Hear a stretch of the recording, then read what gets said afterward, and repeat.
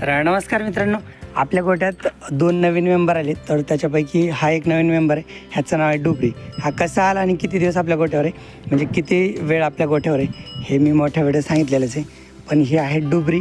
ही अगोदर पण आपल्याकडेच होती बरं का, आणि परत एकदा आपल्याकडे झाली. अशी डुबरी ही गंगाची पार्टनर आहे, म्हणजे गंगासोबत आणि गोट्यावर आपल्या दुसरा नवीन मेंबर आहे हा वाला. दोन नवीन मेंबर आहेत हे, तर छोटे छोटे.